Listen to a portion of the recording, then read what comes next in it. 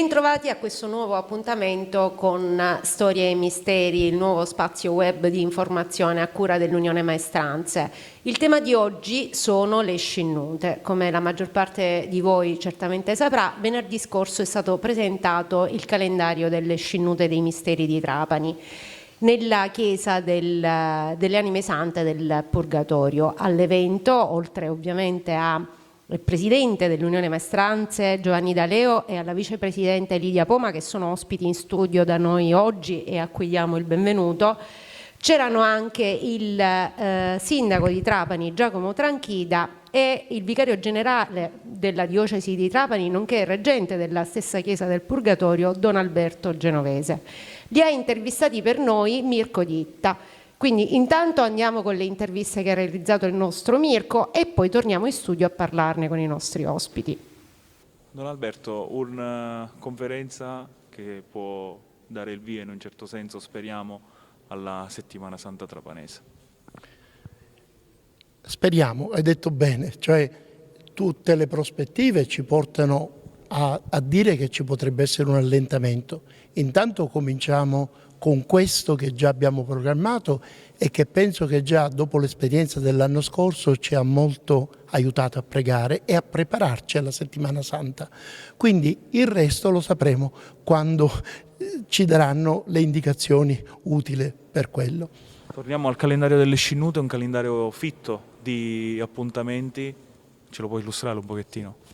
Allora, il calendario, come già ho detto poco fa nella presentazione, prende tutti i gruppi e di proposito abbiamo fatto la scelta di tutti i gruppi uno per uno, mentre nel passato, prima della pandemia, si facevano le scinnute soltanto il venerdì, abbiamo voluto dare alla Quaresima trapanese una corposità e sì, da un lato per motivi soltanto, come dire, di sicurezza, ma dall'altro per motivi soprattutto spirituali e di fede, perché questo ci permette una riflessione, una preghiera più costante in tutta la Quaresima, che già come cristiani siamo invitati a vivere, ma come trapanesi ancora di più li vivremo con più intensità.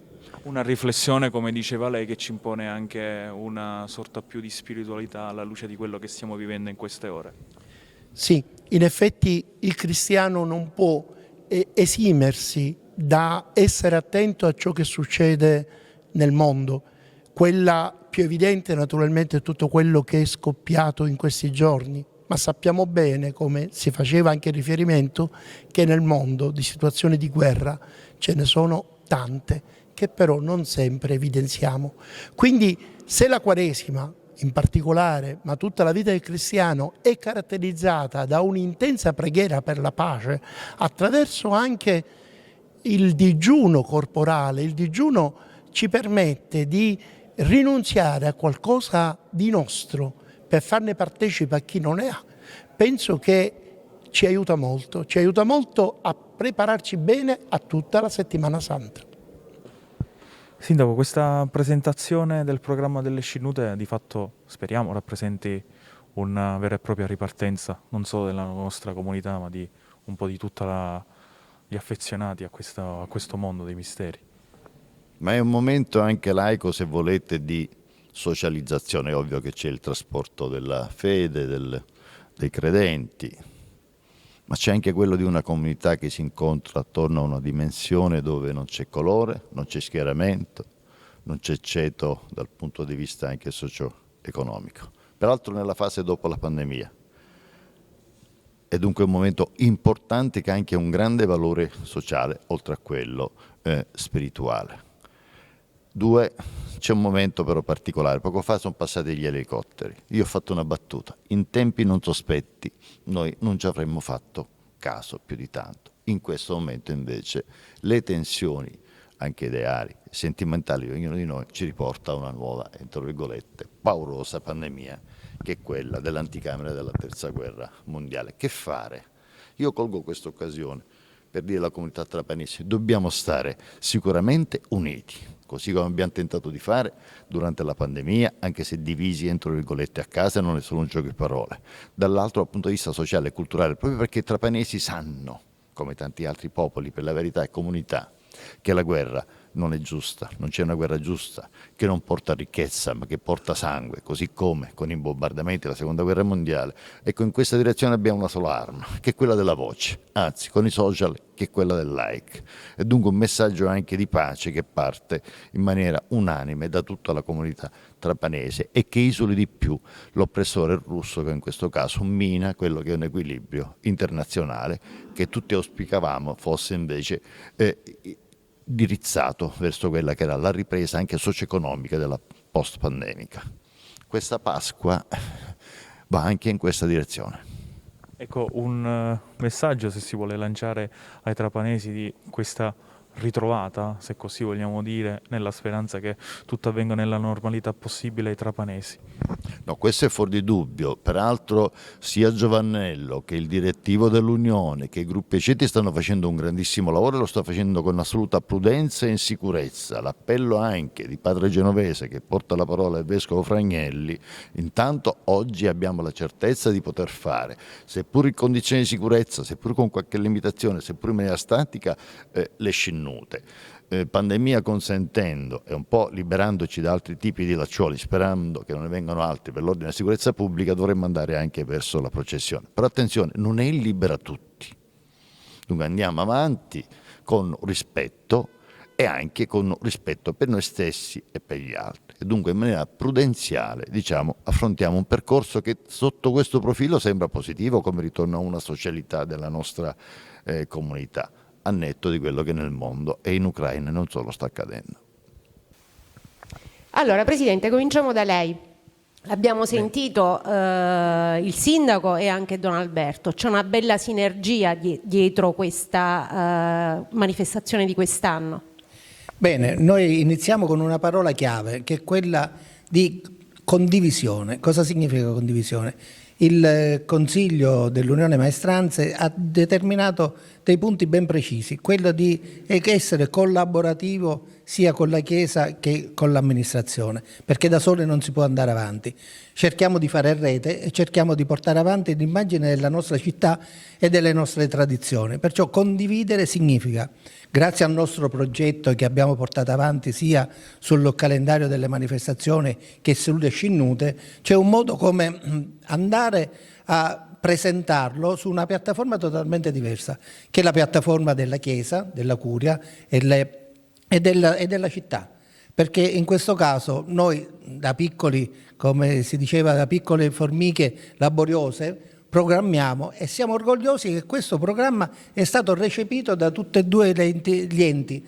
Così abbiamo la possibilità di andare oltre ai confini della localizzazione territoriale della nostra città. Quindi un bel biglietto da visita, diceva appunto il Presidente. Vicepresidente, quest'anno però la marcia in più, la novità in assoluto dopo 2 anni di pandemia è certamente quella del fatto che torna la musica nella Scinnuta dei Misteri. Sì, a piccoli passi stiamo cercando di riconquistare la normalità, tra virgolette. L'anno scorso è stata una grande conquista riuscire a organizzare in maniera molto intima all'interno della Chiesa dei giorni dedicati alle singole maestranze per un momento di riflessione, di preghiera. E questo già l'anno scorso ci ha riempito il cuore, perché di fatto abbiamo fatto quello che si poteva fare, diciamo, nei limiti di quelle che erano le possibilità. Quest'anno la situazione è sicuramente diversa. Pertanto si è deciso di aprire nuovamente la piazza alla musica. Ci sarà un momento musicale che precederà il momento di preghiera, la liturgia che sarà poi a cura di ogni ceto all'interno della chiesa.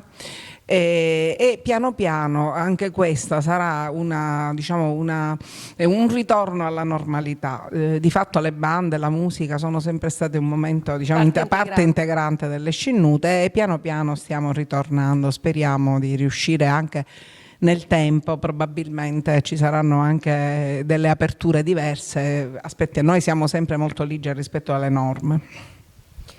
Presidente, mentre nel passato le scinnute erano destinate ai venerdì santo, questa pandemia ha sconvolto un po' tutto, per cui è chiaro che le scinnute ora sono cadenzate in maniera diversa, sono praticamente quasi ogni giorno da qui alla settimana santa. Abbiamo dovuto ridisegnare tutta la ritualità che fondamentalmente in questi 2 anni ci ha dato molti pensieri, perché stiamo ricrescendo sulle ceneri di una pandemia che fondamentalmente ci ha tolto. Però in questo caso dalle ceneri possiamo fare grandi progressi, nel senso costruiamo la ritualità senza mai perdere di vista quello che noi abbiamo ereditato nella nostra tradizione. La pandemia ha di fatto bloccato la processione dei misteri per 2 anni, l'anno scorso in qualche maniera le scinnute sono state fatte, ma già parlando con lei l'altra volta, vicepresidente, mi è piaciuta l'immagine, mi ha colpito più che altro il suo ricordo del 2019 all'entrata e all'uscita della processione dei misteri, quando la piazza improvvisamente si svuotò. Sì, perché come ogni anno accade, in prossimità della processione ci sono delle riunioni organizzative che vedono i vari attori della processione, quindi l'Unione, la Questura, la Prefettura, la Chiesa, diciamo. È chiaro che ci si siede attorno a un tavolo per organizzare tutto al meglio e improvvisamente e soprattutto inaspettatamente ci è stato comunicato che la piazza, per motivi di ordine pubblico, per motivi di sicurezza, sarebbe dovuta rimanere completamente vuota. Questo ci ha spiazzato. Ricordiamo l'allarme terrorismo del 2019. Sì. Questo ci ha spiazzato, cioè, veramente, è stato un impatto veramente forte. Anche per noi, perché comunque il calore di chi diciamo ti accoglie fuori dalla chiesa è parte integrante dell'uscita e dell'inizio. Io già a livello personale noto per esempio la grande differenza tra l'uscita delle 2 Madonne e poi l'uscita della processione vera e propria, dove già ci sono le transenne, e questo già comunque per chi è tra virgolette un addetto ai lavori si nota la differenza. Quindi vedere la piazza totalmente vuota è stata veramente un grosso impatto. Purtroppo abbiamo dovuto anche in quell'occasione sottostare alle regole che ovviamente non facciamo noi, ma che tutti insieme dobbiamo portare avanti, perché non ci sono alternative. Presidente, la sua famiglia fa parte della processione dei misteri, ormai praticamente è un pezzo, come dire, storico della processione dei misteri da sempre, i nonni, i padri, eccetera. Oltre lei c'è anche suo fratello che fa parte sempre del ceto dei muratori della processione dei misteri. Qual è il ricordo più bello che lei ha di questa processione dei misteri, per sfatare un attimo il momento brutto della piazza vuota?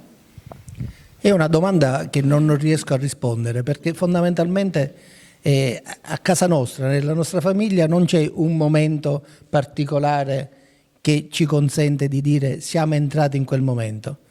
Fa parte dell'andirivieni delle cose. Siamo stati sempre lì, continuiamo a essere sempre lì, e perciò non so, non c'è stato un ricordo ben preciso dove dice da questo momento sei dentro. Siamo stati sempre dentro, non ci siamo mai allontanati.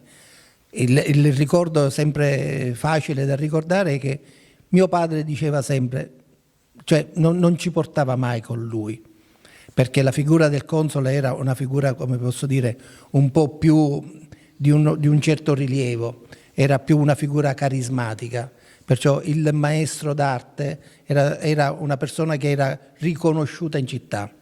Ecco, e non è facile inculcare ai figli determinate situazioni o determinate esperienze. Perciò se il figlio ha il terreno fertile per fare crescere questa pianta della tradizione o dell'eredità, va bene, se no in questo caso il germoglio non è. E a proposito di nuove generazioni, i suoi figli come stanno vivendo la processione dei misteri e tutto quello che orbita attorno alla processione dei misteri? Io sono un console anomalo, un console anomalo che significa i miei figli, se hanno il terreno fertile, entrano, ma non devo essere io a dirgli di entrare. E sono un console anomalo perché non ho mai portato il gruppo in spalla e nemmeno lo dirigo. Cioè è la figura più, come posso dire, più tradizionale. Il maestro aveva la sua squadra. Noi abbiamo la nostra squadra, abbiamo un modo di vedere le cose. Anche il mio fratello però si porta il gruppo quando ha un momento particolare per sentirsi parte integrante, sentirsi il peso della tradizione. Io il peso della tradizione lo vedo in maniera totalmente diversa. Dirigere una squadra, dirigere i gruppi, dirigere tutto un sistema un poco più ampio. Lidia Poma, invece il ricordo più bello di una donna in un feudo che da sempre è appannaggio maschile in toto. Innanzitutto io appartengo al ceto degli ortolani, che storicamente ha sempre avuto consoli donne, la signora Sina Fodale, adesso Laura. Noi siamo sempre stati, diciamo, il mio ceto è sempre stato Aperto alle donne. Aperto alle donne. Abbiamo anche avuto tanto spazio all'interno del ceto, sempre avuto tanto spazio. Io personalmente sono della maestranza in quanto ho un'azienda agricola, quindi vivo comunque in un mondo maschile, pertanto diciamo che il mio quotidiano, però devo dire che al di là del discorso della maestranza, ma non soltanto a livello di maestranza, quando una donna riesce ad ottenere la stima e il rispetto da parte del mondo maschile che la circonda, poi probabilmente tutto diventa molto più semplice. È, diciamo, una stima che si mantiene nel tempo, assolutamente sì. Abbiamo sfiorato l'argomento per tutta la trasmissione, ma non ho ancora fatto la domanda. La processione dei misteri quest'anno esce o no? Fondamentalmente noi non riusciamo nemmeno a camminare per strada perché siamo bombardati da tante persone che ci chiedono se la processione uscirà quest'anno o meno. Noi siamo speranzosi, però la speranza non deve dare illusioni. Siamo rispettosi di determinate decisioni che non dipendono da noi, però comunque noi ci prepariamo a piccoli passi per arrivare alle soglie di una decisione che sicuramente sarà punto interrogativo. Però vediamo il cosiddetto la luce in fondo al tunnel. Vicepresidente, lei che ne pensa? Io penso che noi ci stiamo organizzando ormai da mesi per cercare di ritornare a una nuova normalità. Perché sicuramente sarà una nuova normalità, non possiamo pensare assolutamente di poter uscire in processione come storicamente si è fatto. Io sono fiduciosa, ritengo che ci saranno le aperture necessarie per riuscire ad aprire in qualche modo questo portone.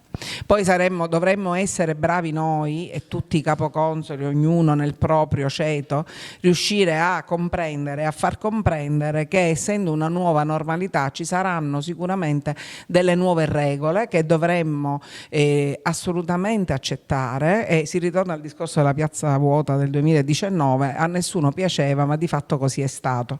Pertanto diciamo nell'essere fiducioso di riuscire ad aprire, a ritornare in strada, sono certa che anche all'interno delle maestranze ci sarà la comprensione e la condivisione delle necessità.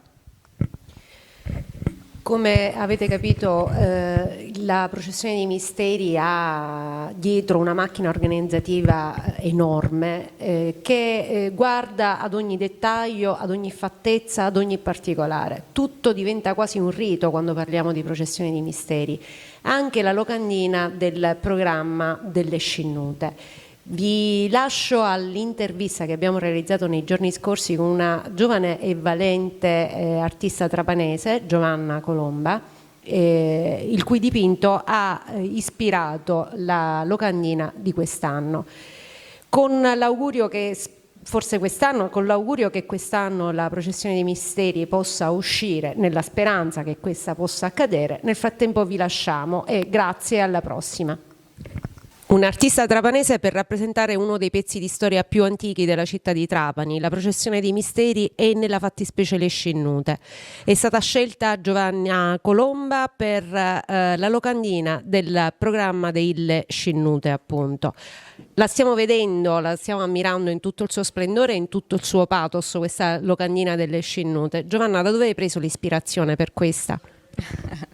Questa è una sorpresa anche per me, perché la sto per ammirare per la prima volta in tutta la sua bellezza, diciamo, questa madre sofferente che diciamo in questo anno particolare è la madre che rappresenta veramente il dolore di tante vite che non ci sono più. L'ispirazione sicuramente è venuta dal periodo che stiamo affrontando, e chi più di una madre sofferente che vede morire il proprio figlio può rappresentare il dolore che in questo momento tutti noi, tutte le famiglie stanno provando. Chi ha perso i propri cari o chi comunque ha affrontato questa pandemia in maniera particolare. Ecco, in questo manifesto questa Madonna piena di dolore ha attorno a sé una luce, che è la luce poi della speranza, la luce che tutti noi ci aspettiamo che possa ritornare. Sovrasta la Chiesa del Purgatorio, che è la Chiesa appunto che racchiude tutti i misteri, ed è come appunto una sorta di protezione che vuole fare per tutte le persone e tutta la popolazione trapanese e non solo. Giovanna Colomba è una trapanese di rientro, studiato all'Accademia delle Belle Arti di Firenze e poi una volta laureata ha deciso di rientrare a Trapani. Come si fa arte a Trapani? Che significa vivere di arte a Trapani? Ecco, vivere di arte a Trapani non è stato semplice, non è facile, ma assolutamente è un terreno fertile. Proprio perché siamo ricchi di arte, siamo circondati di arte, dal territorio al clima, al cibo e alle bellezze che ci circondano. Dobbiamo soltanto a volte aprire gli occhi e guardarci attorno, perché veramente siamo molto fortunati a vivere in questo territorio così pieno di arte. Dobbiamo soltanto un attimino scommettere su questo territorio, e quello che è stato un po' una sorta di impegno che ho voluto affrontare è stato proprio quello, scommettere sulla mia città. Dicevamo, ti sei laureata a Firenze all'Accademia delle Belle Arti, sei specializzata in sculture però. Stavolta hai guardato ai misteri con gli occhi della pittura, perché? I misteri, appunto, come ben sappiamo, fanno parte dell'arte trapanese e sono delle sculture che si muovono in mezzo alla popolazione, e questa volta ho voluto estrapolare un'immagine come una fotografia e quindi come una proiezione che ho voluto bloccare su una tela. Un momento. Uno scatto fotografico. Esattamente, quello che poi molti trapanesi e non solo, perché poi alla fine le nostre scinnute, i nostri misteri sono veramente ammirati da tutto il mondo. E questo è proprio uno scatto fotografico. Grazie.